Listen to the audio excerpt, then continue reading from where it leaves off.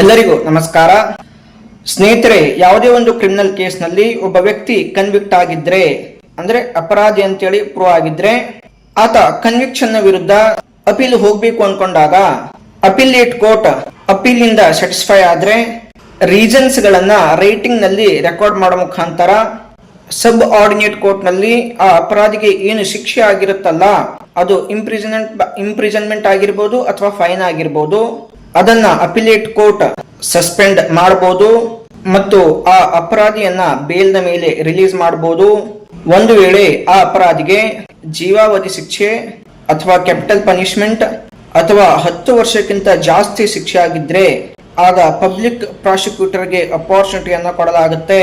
ಯಾಕೆ ಆತನನ್ನ ಬೇಲ್ ಮೇಲೆ ರಿಲೀಸ್ ಮಾಡಬಾರ್ದು ಅಂತೇಳಿ ಆತರಿಂದ ಅಂದ್ರೆ ಪಬ್ಲಿಕ್ ಪ್ರಾಸಿಕ್ಯೂಟರ್ ನಿಂದ ಅಬ್ಜೆಕ್ಷನ್ ಗಳನ್ನ ಪಡ್ಕೊಂಡು ಬೇಲ್ ಮೇಲೆ ರಿಲೀಸ್ ಮಾಡೋದಿಲ್ಲ ಅಥವಾ ಬೇಲ್ ಮೇಲೆ ರಿಲೀಸ್ ಆಗಿದ್ರೆ ಬೇಲ್ ಅನ್ನ ಕ್ಯಾನ್ಸಲ್ ಮಾಡಲಾಗುತ್ತೆ. ಈ ಎಲ್ಲ ಪ್ರೊವಿಷನ್ಸ್ ಗಳನ್ನ ನಾವು ಭಾರತೀಯ ನಾಗರಿಕ ಸುರಕ್ಷಾ ಸಂಹಿತೆ 2023 ಸೆಕ್ಷನ್ 430 ಅಲ್ಲಿ ಇವೆಲ್ಲ ಪ್ರೊವಿಷನ್ಸ್ ಗಳನ್ನ ನಾವು ನೋಡ್ತೇವೆ.